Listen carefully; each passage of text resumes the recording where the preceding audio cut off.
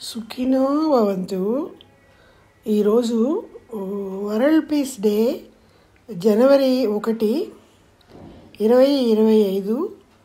ఈ సందర్భంగా ప్రపంచ శాంతి కోసము ప్రపంచానికి దీవెనలు ఇవ్వడంతో ఈ క్లాస్ మొదలవుతుంది. సుఖినో భవంతు. வாழ்க வையகம், வாழ்க வையகம், வாழ்க வளமுடன். வாழ்க வையகம், வாழ்க வையகம், வாழ்க வளமுடன்.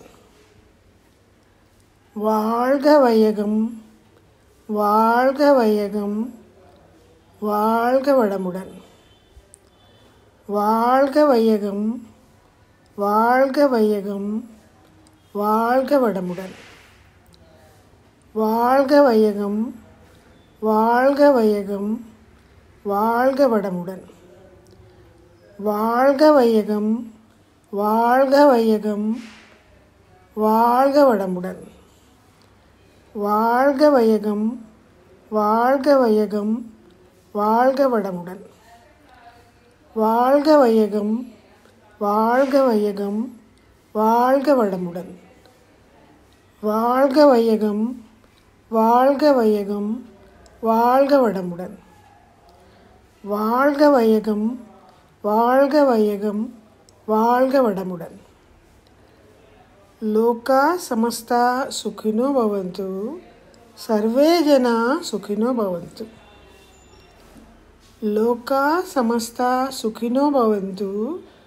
సర్వే జనా సుఖినో భవంతు. లోకా సమస్తా సుఖినో భవంతు. సర్వే జనా సుఖినో భవంతు. లోకా సమస్తా సుఖినో భవంతు. సర్వే జనా సుఖినో భవంతు. లోకా సమస్తా సుఖినో భవంతు. సర్వే జనా సుఖినో భవంతు. లోకా సమస్తా సుఖినో భవంతు. సర్వే జనా సుఖినో భవంతు. లోకా సమస్తా సుఖినో భవంతు. సర్వే జనా సుఖినో భవంతు. లోకా సమస్తా సుఖినో భవంతు.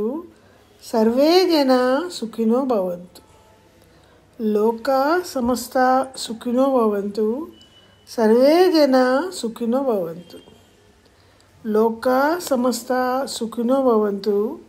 సర్వే జనా సుఖినో భవంతు. வாழ்க வையகம், வாழ்க வையகம், வாழ்க வளமுடன். வாழ்க வையகம், வாழ்க வையகம், வாழ்க வளமுடன். வாழ்க வையகம், வாழ்க வையகம், வாழ்க வளமுடன். வாழ்க வையகம், வாழ்க வையகம், வாழ்க வளமுடன். வாழ்க வையகம், வாழ்க வையகம், வாழ்க வளமுடன். வாழ்க வையகம், வாழ்க வையகம், வாழ்க வளமுடன். வாழ்க வையகம், வாழ்க வையகம், வாழ்க வளமுடன். வாழ்க வையகம், வாழ்க வையகம், வாழ்க வளமுடன். வாழ்க வையகம், வாழ்க வையகம், வாழ்க வளமுடன். வாழ்க வையகம், வாழ்க வையகம், வாழ்க வளமுடன். సుఖినో భవంతు, సుఖినో భవంతు. ముందుగా మీ అందరికీ నూతన సంవత్సర శుభాకాంక్షలు. సర్వే జన సుఖినో భవంతు.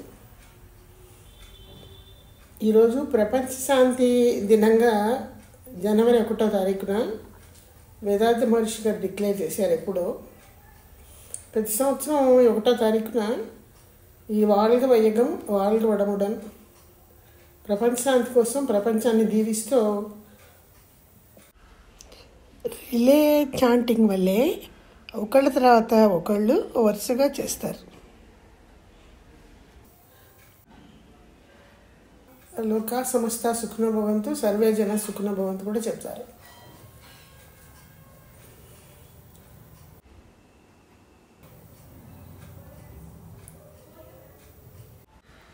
మీ అందరూ ఇప్పుడు வாழ்க வையகம், வாழ்க வையகம் வாழ்க வளமுடன் చెప్పండి.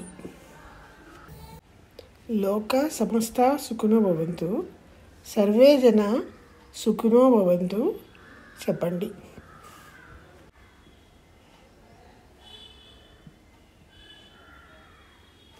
సత్సంగానికి వెళ్దాం. Self transformation of the divine, బ్రహ్మజ్ఞానము అని చెప్పి ఒక చక్కటి మెడిటేషన్ ఉంది. అదంతా ఈ సృష్టికి మూలమైనటువంటి భగవంతుడు తనకు తానుగా అనేక రకాల మార్పులకు గురై మానవుడిగా రూపొందాడు. చివరిలో ఆ స్టెప్స్ అన్నీ అందులో ఉంటాయి. దానికి సంబంధించి ఒక చిన్న పాట ఉంది. ఆ పాటలో ఉన్నదే బ్రహ్మజ్ఞాన మెడిటేషన్.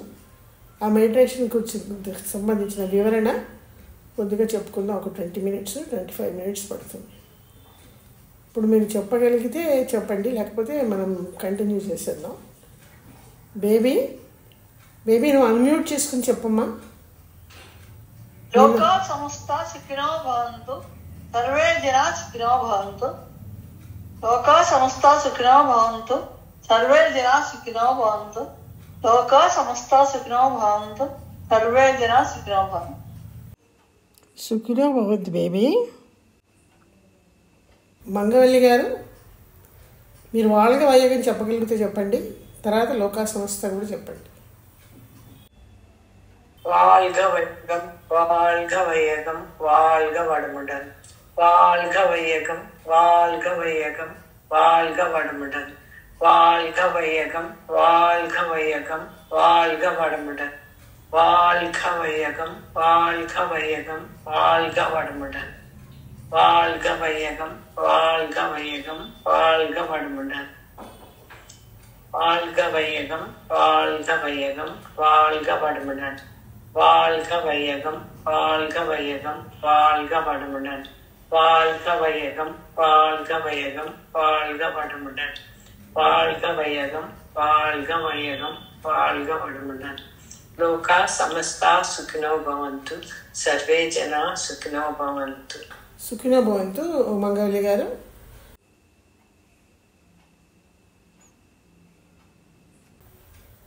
ఉమాదేవి గారు.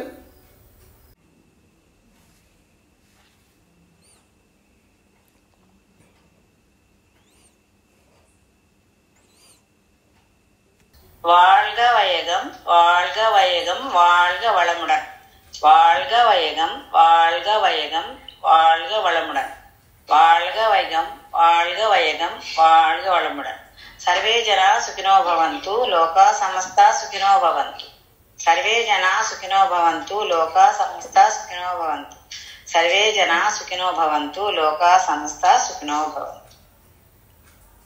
సుఖినో భవంతు ఉమాదేవి గారు. సల్మా, మీరు చెప్పగలిగితే చెప్పండి అమ్మా, లేకపోతే మీ వద్దు నేనే చెప్పేస్తాను. మీరు అన్మ్యూట్ చేసుకుంటారా?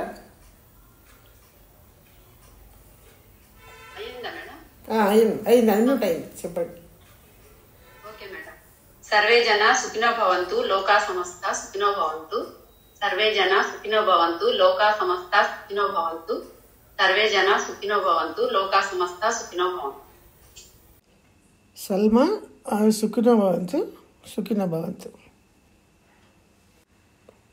మరొకసారి మీ అందరికీ నూతన సంవత్సర శుభాకాంక్షలు. 2025 సుఖినో భవంతు.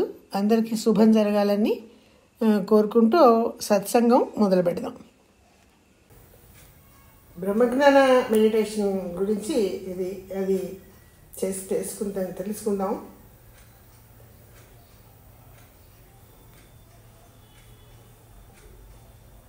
బ్రహ్మము అంటే పరమాత్మ.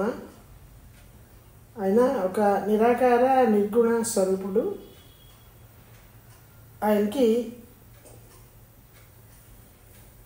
అనేక రకాల పేర్లు ఉంటాయి. ఎవరి సాధనా విధానంలో ఎవరికి భగవంతుడు ఏ రూపంలో ఏ నామంలో కనపడతాడో వాళ్ళు ఆ నామం ఆ రూపంలోనే ఆయన ఆరాధిస్తారు. జీసస్ అన్న, అల్లా అన్న, శివం అన్న, బ్రహ్మము అన్న, గ్రావిటీ అన్న, ఆల్మైటీ అన్న, శుద్ధ పరబయలన్న, విభిన్న నామాలన్నీ కూడా ఆ పరమాత్మవే.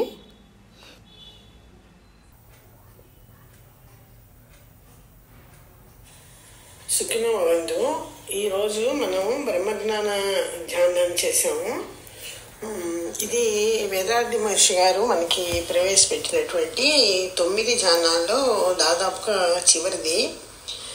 దీనివల్ల మనం నేనెవరు అనే ఒక ప్రశ్నకి అహం బ్రహ్మస్మి అనే ఒక జవాబు పొందడానికి ధ్యానం చేయిస్తారు మన చేత.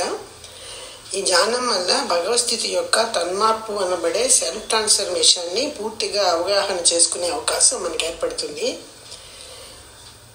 ఈ బ్రహ్మజ్ఞాన మెడిటేషన్ అనబడే ఈ ధ్యానము భగవస్థితి తనకు తానుగా తన్మార్పు చెంది ఈ సువిశాల విశ్వం అంతా తనే ఏర్పడి ఈ విశ్వంలో ఉన్న చరాచరాలన్నీ తనే అయ్యి చివరగా మానవుడిగా కూడా తానే తయారయ్యాడు అన్న ఒక సత్యాన్ని తెలుసుకునే యొక్క అవకాశాన్ని మనకి ఏర్పరుస్తూ ఉంటుంది.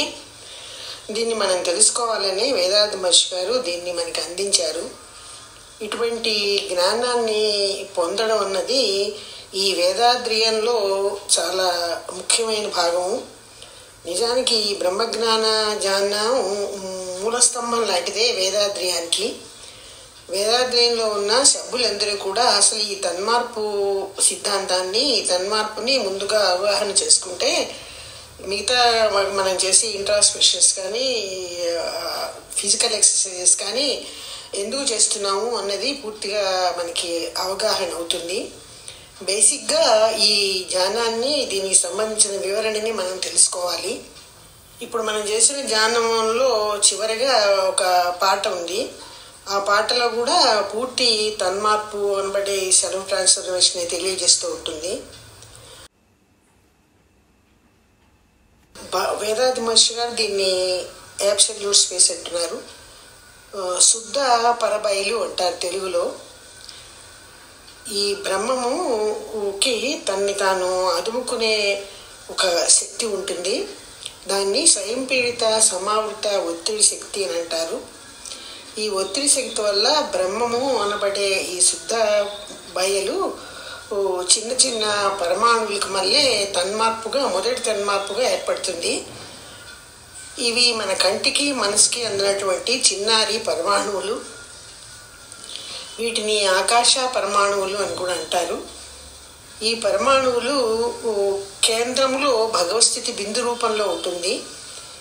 పరమాణువులు భగవస్థితి అనే ఈ బ్రహ్మము చేత చుట్టూ అదమబడి ఒత్తబడి ఆత్మభ్రమణానికి గురవుతాయి. ఆత్మభ్రమణకి గురైనటువంటి పరమాణువులు తిరిగి భగవస్థితి చేత అదమబడి గుంపులల్లే సమూహంలల్లే తయారవుతాయి. వాటిని అణువులు అని లేదా యాటమ్స్ అని కూడా అంటారు. ఈ అణువులు తిరిగి ఒకదాంతో ఒకటి కలిసి, అది కూడా భగవస్థితి చుట్టూ ఉన్న భగవస్థితి ఒక ఒత్తిడి శక్తి వల్లనే కలిసిన తర్వాత అణువులన్నీ కూడా పంచభూతాలుగా తన్మార్పు చెందుతాయి. పంచభూతాలు అంటే మనకి తెలుసు, భూమి, అగ్ని, నీరు, వాయువు, ఆకాశము. ఈ ఆకాశము అనబడే ఈ భాగం నుంచి ముందుగా కాస్మిక్ ఆబ్జెక్ట్స్ అనబడే ఈ నక్షత్రాలు, గ్రహాలు, ప్లానెట్స్ అన్నమాట, వీటి యొక్క ఆవిర్భావము తన్మార్పు వల్లే జరుగుతుంది. తరువాత దశలో ఈ పంచభూతాలు యొక్క విభిన్న కలయిక వల్ల ఈ చరాచరాలన్నీ ఏర్పడ్డాయి. అది కూడా తన్మార్పే. పంచభూతాలు కలయిక వల్ల ఏర్పడిన మొదటి ఆవిర్భావంలో ఈ అచరాలు లేదా ఇనార్గానిక్ అనబడే ఈ పర్వతాలు కానీ, నీరు కానీ, ఈ రకంగా ప్రాణం లేనివన్నీ మొదటిగా తయారైన పిదప పరిణామ క్రమంలో కొన్ని కోట్ల సంవత్సరాల టైం తీసుకుని ఈ ఒకలాంటి సెన్సేషన్ అన్నది పంచభూతాలు ఈ పరమాణువుల్లో ఏర్పడి ప్రాణులు యొక్క ఆవిర్భావం జరుగుతుంది. మొదటి ప్రాణిగా చెట్లు అనబడే వృక్షాలు, వాటికి ఒక ఇంద్రియం ఉంటుంది, స్పర్శ అనే ఇంద్రియము. తర్వాత దశలో 2 ఇంద్రియాలు అంటే స్పర్శతో పాటు రుచి అనే ఇంద్రియం ఉన్నటువంటి వామ్స్ అనబడే పురుగులు. తర్వాత కొంతకాలానికి వాసన అనే 3వ ఇంద్రియం కూడా ఉన్నటువంటి ఇన్సెక్ట్స్ అనే చిన్న రెక్కలున్న పురుగులు. తర్వాత దశలో చూపు కలిగినటువంటి, అంటే మొదటి 3 ఇంద్రియాలు కాక ఈ చూపు ఉన్నటువంటి ఇంద్రియం ఉన్నటువంటి రెప్టైల్స్ అనబడే ప్రాకే జీవులు. ఆ తర్వాత దశలో ఈ 4 ఇంద్రియాలతో పాటు 5వ ఇంద్రియం అనబడే వినికిడి శక్తి, చెవులు ఉన్నటువంటి యానిమల్స్, అంటే పశువులు, పక్షులు లాంటివి ఏర్పడ్డాయి.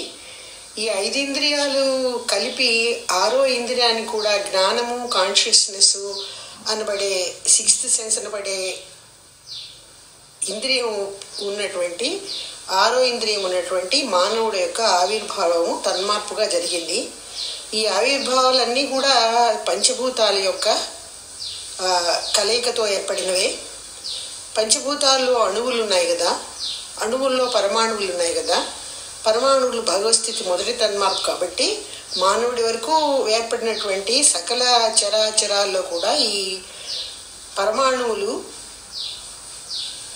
ఉండబట్టి ఇవన్నీ కూడా భగవస్థితి తన్మార్పుగానని, భగవస్థితి అంశంలే అనే ఒక సత్యాన్ని ఇక్కడ మనం గుర్తించాలి.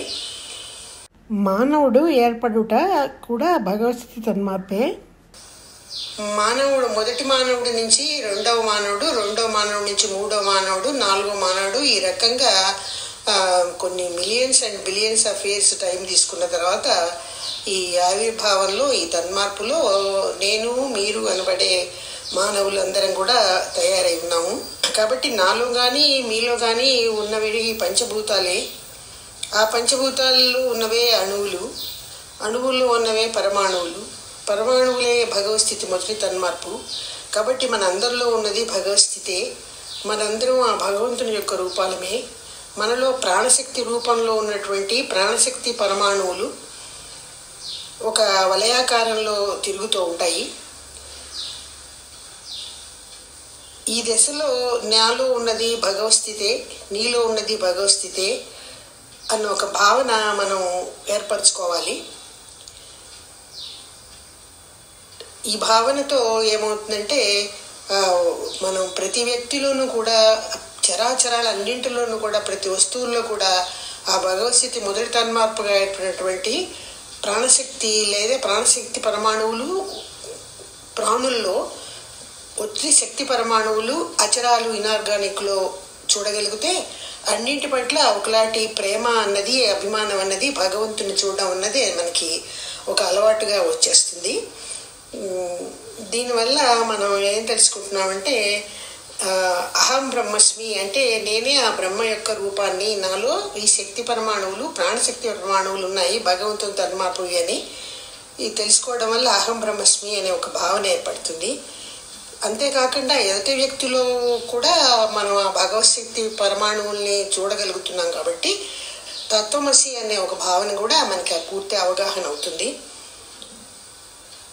ప్రతి మనిషిలోనూ కూడా ఈ ప్రాణశక్తి పరమాణువులు ఒక వలయాకారంలో తిరుగుతూ ఉంటాయి. ఇదే మానవులందరిలో ఉన్న ప్రాణము. ఈ గుండ్రంగా తిరుగుతున్న శక్తి పరమాణువులు మానవ శరీరంలో కూడా ఉన్నటువంటి భగవస్థితి చేత ఈ ప్రాణశక్తి పరమాణువులు అదోబడి నొక్కబడతాయి. ఆ రెండింటి మధ్య ఉన్న ఘర్షణ ప్రాణశక్తి పరమాణువుల నుంచి ఒక అలాంటి అయస్కాంత అలలు బయలుదేరుతాయి. వాటిని జీవకాంతము అంటారు. ఈ జీవకాంతము మానవ శరీరంలో కేంద్రీకృతమై డెన్స్ అయి కాన్సన్ట్రేట్ అయి ఒకచోట సెంటర్లో కేంద్రీకృతం అవుతుంది. దీన్నే జీవధాతు కేంద్రము అని అన్నారు. జెనెటిక్ సెంటర్ అంటారు. ఆత్మ అని పిలువబడేది కూడా ఇదే.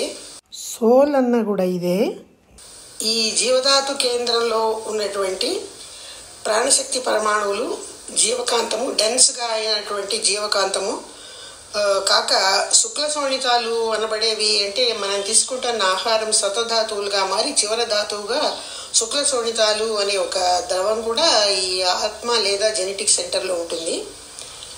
ఇది మనం పునరుత్పత్తి చేయడానికి కావాల్సినటువంటి ఎగ్ అండ్ స్పర్మ్ అన్నమాట. అంటే పురుషుల్లో ఉండే పురుష బీజము, స్త్రీలలో ఉండే అండము కూడా ఈ శుక్ల శోణితాలే.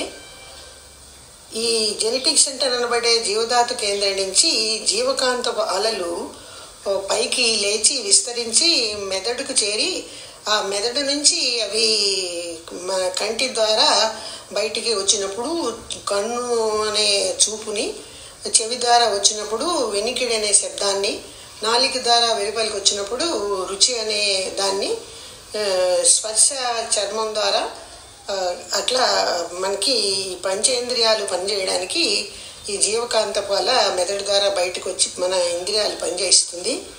మనం ఏదైనా చూసినా, కంటితో చూసినా, నాలుకతో రుచి చూసినా, శరీరంతో స్పర్శించినా, ముక్కుతో వాసన చూసినా, చెవులతో విన్నా, ఇవన్నీ కూడా ఒక చిన్న ముద్రల వల్లే తిరిగి శరీరంలో ప్రవేశించి ఇవి మెదడును చేరి, మెదడులో ఒక బిందువు వల్లే చేరి, అక్కడి నుంచి మళ్ళీ జీవకాంతం ద్వారా తిరిగి జెనెటిక్ సెంటర్ అనబడే ఆత్మ దగ్గరికి చేరి అక్కడ చిన్న చిన్న బిందువుల రూపంలో నాట్స్ అల్లే ప్రింట్ అయిపోయి ఉంటాయి. ఇవి గుణాలన్నమాట. మన జ్ఞానేంద్రియాలు పంచేంద్రియాల ద్వారా మనం ఏ పని చేస్తున్నా అవన్నీ మనకి గుణాలకు మళ్ళీ, మన క్యారెక్టర్కి మళ్ళీ బిందు రూపంలో అక్కడ స్టోర్ అయిపోతాయి. ఈ స్టోర్ అయిపోయినవి మానవుడి యొక్క గుణాలుగా స్వభావంగా ఉంటాయి. వీటిలో ఇక్కడ ఉన్నటువంటి ఇవి ఒక రకంగా మానవుడు మరణించినప్పుడు కూడా, మరణానంతరం కూడా ఈ నాట్స్ అనబడే ఇవి ఈ నశించవు. నశించకుండా ఆత్మ రూపంలో, జెనెటిక్ సెంటర్ రూపంలో అవి మానవ శరీరం నుంచి వెలుపలికి వచ్చేస్తుంది. ప్రాణము పోయింది అంటే అదే రకంగా డెత్ రావడం అన్నమాట. ఈ రకంగా మరణానంతరం కూడా ఈ ఆత్మ అనబడే జీవధాతు కేంద్రం నశించదు. దానిలో ఉన్నటువంటి సంచిత కర్మలు కానీ, ప్రారంధ కర్మలతో కానీ నశించకుండా అది బయటికి తీసుకొచ్చేసుకుంటుంది అవన్నీ తనతో. ఈ రకంగా జరిగినప్పుడు మనకి ఇక్కడ పూర్తిగా అవగాహన అవుతున్నది ఏంటంటే, భగవస్థితి యొక్క తన్మార్పు వలన చిన్న చిన్న పరమాణువులు మొదటిగా ఏర్పడి అవే వివిధ దశల్లో, అనేక దశల్లో చాలా సంవత్సరాలు, కోట్లాది సంవత్సరాలు తీసుకుని మానవుడి వరకు విస్తరించి వ్యాపించి వచ్చాయి. మనిషిలో ఉన్నది కూడా ఈ శక్తి పరమాణువులే. వీటినే ప్రాణశక్తి పరమాణువులు అంటారు. ఇదే భగవస్థితి అన్న ఒక భావంతో మనం నేనెవరు అన్న ప్రశ్న వేసుకుంటే అహం బ్రహ్మస్మి అనే ఒక చక్కటి జవాబు మనకి లభిస్తుంది. ఈ భావన కలిగిన వెంటనే నేనే భగవంతుణ్ణి అనే ఒక అహం అనే మనలో పెరగకుండా మనం ఈ భగవశక్తిని మన చుట్టూ ఉన్న వ్యక్తుల్లో, చుట్టూ ఉన్న పరిసరాల్లో ఉన్న వస్తువుల్లో, చరాల్లో, అచరాల్లో అన్నింటిలో కూడా చూడగలగాలి. అలా చూసినప్పుడు నేనే కాకుండా నువ్వు, నీ చుట్టూ ఉన్న వ్యక్తులు, మనుషులు, ప్రపంచంలో అన్నీ కూడా నక్షత్రాలు, ప్లానెట్స్ అన్నీ కూడా భగవస్థితి తన్మార్పులే కాబట్టి అన్నిటా భగవంతుని చూడగలిగినప్పుడు అందరి పట్ల ఒకలాంటి ప్రేమ అన్నది మనలో కలుగుతుంది. ఈ ప్రేమ పెరిగిన తర్వాత దీనివల్ల మనం ఎదుటి వాళ్ళకి, ఏదైనా ఇబ్బందుల్లో ఉన్న వాళ్ళకి సహాయం చేయాలి, ఆదుకోవాలి, వాళ్ళకి రక్షణ ఇవ్వాలి అనే ఒక కరుణ కూడా కలుగుతుంది. ఈ ప్రేమ, కరుణ ఆవిర్భావాలు ఎప్పుడైతే మనలో ఆవిర్భవిస్తాయో దానివల్ల ఈ వస్తు విషయ వాంఛల మీద ప్రేమ తగ్గిపోతుంది. ఈ ఐక బంధాల మీద అభిమానం కూడా తగ్గిపోతుంది. ఈ కరుణ, ప్రేమ ఆవిర్భావాలతో ప్రపంచంలో ఉన్నటువంటి అనేక మందికి, ఇబ్బందుల్లో ఉన్న వాళ్ళకి, కష్టాల్లో ఉన్న వాళ్ళకి, దీనులకి, అనాథులకి, వృద్ధులకి, ఆర్ఫెన్స్కి, అంగవైకల్యం ఉన్న వాళ్ళకి ఏదో ఒక రకంగా అందరికీ సహాయం చేయాలి అని ఇది కలగడమే కాకుండా తప్పకుండా చేసే స్థితి, పరిస్థితి కూడా మన అందరిలో కూడా ఏర్పడుతుంది. దీన్నే బ్రహ్మజ్ఞానము అన్నారు. ఇదే భగవస్థితి తన్మార్పుగా మనలో ఉన్న భగవంతుడిని గుర్తిస్తూ బ్రహ్మజ్ఞానాన్ని పొందడం. దీన్ని బ్రహ్మజ్ఞాన ధ్యానం ద్వారా మనం తెలుసుకుంటున్నాము. తెలుసుకుని దీన్ని ఆచరించి ఆచరణలో పెట్టి మనందరం ధన్యులు అవ్వాలని, భగవంతుడిని యొక్క శక్తి, ప్రాణశక్తి పరమాణు రూపంలో మన అందరిలో ఉందని, ప్రతి వాళ్ళల్లో కూడా అదే ఉందనే ఒక సత్యాన్ని గుర్తిస్తే ఈ సద్భావంతో మనం మహర్షి గారు మనకు అందించినటువంటి ఫిజికల్ ఎక్సర్సైజెస్ కానీ, ఇంట్రాస్పెక్షన్స్ కానీ, కాయకల్ప కానీ చేయగలిగితే తప్పకుండా సక్సెస్ పొంది ఆ పరమాత్మ దశగా ప్రయాణం చేసి ఆయన్ని దర్శించుకోగలిగి ఆయనలో ఐక్యం అవ్వగలిగే శక్తి కూడా తప్పకుండా ఏర్పడుతుంది. ఇదే బ్రహ్మజ్ఞాన ధ్యానం యొక్క సారాంశము. నాకు తెలిసినంత వరకు నేను దీని గురించి చెప్పగలిగాను. సుఖినో భవంతు. ఇలాంటి ఉపన్యాసాలు ఒకసారి వింటే సరిపోదు. వేదాంత మహర్షి గారు అదే చెప్తారు. ఎప్పుడు ఏది మీరు పుస్తకంలో చదివినా, భగవద్గీత లాంటివి కానీ ఏదైనా బైబుల్ లాంటివి కానీ ఏదైనా ఖురాన్ కానీ ఏదైనా ఒక మాట చదివితే ఇలాంటి తత్వజ్ఞానులు చెప్పిన ఉపన్యాసాలు ఒక మాట వింటే సరిపోదు. అది మీకు పూర్తి అవగాహన అవ్వాలి అంటే రెండో మాట వినాలి, మూడో మాట వినాలి, నాలుగో మాట వినాలి. పూర్తిగా దాన్ని ఆకళింపు చేసుకోవాలి, అర్థం చేసుకోవాలి. చేసుకున్నాక దాన్ని సాధనా రూపంలో మీరు దాన్ని ఆచరణలో పెట్టాలి. అలా పెట్టినప్పుడు మీకు తప్పకుండా మీరు తత్ఫలితమైనటువంటి ఫలితాన్ని పొందగలుగుతారు. మీరు ఆచరణలో పెట్టినప్పుడు మీకు కలిగే ఫలితము ఇటువంటి ధర్మసూత్రాల వల్ల ఒక 50% వరకే లభిస్తుంది. అది పూర్తిగా 100% కానీ 75% కానీ పొందాలంటే మీరు ఏదైతే ఒక తాత్వికమైనటువంటి జ్ఞానాన్ని ఆచరణలోకి తేగలిగారో దాన్ని మీ సాటి వాళ్ళకి మీరు దాన్ని అందజేసే ప్రయత్నం చేయాలి. మీ నుంచి అందుకున్న వాళ్ళు కూడా వాళ్ళు దాన్ని అనుభవంలోకి తెచ్చుకొని సాధన చేయాలి. అప్పుడు కానీ మీకు పరిపూర్ణమైనటువంటి 100% ఫలితం దక్కదు. మనం నేర్చుకున్నంత మాత్రాన్ని దక్కదు. మనం నేర్చుకోవాలి అంటే 4 మాటలు, 5 మాటలు, 6 మాటలు ఇలాంటివన్నీ వినాలి. అప్పటికని అందులో అంశం పూర్తిగా అర్థం కాదు. ఒకసారి వింటే అర్థం కాదు అసలు. అలా విన్న తర్వాత దాన్ని మనం ఆచరించడమే కాకుండా మన చేత అయినంత వరకు మన ఎదురుగా ఉన్న వాళ్ళకి, అవసరం ఉన్న వాళ్ళకి దాన్ని నేర్పగలిగితే వాళ్ళు కూడా ఆచరించి ఆ మార్గంలోకి రాగలిగితే మన ప్రయత్నానికి సంబంధించినటువంటి ఫలితం మనకి పూర్తిగా దక్కుతుంది. సుఖినో భవంతు.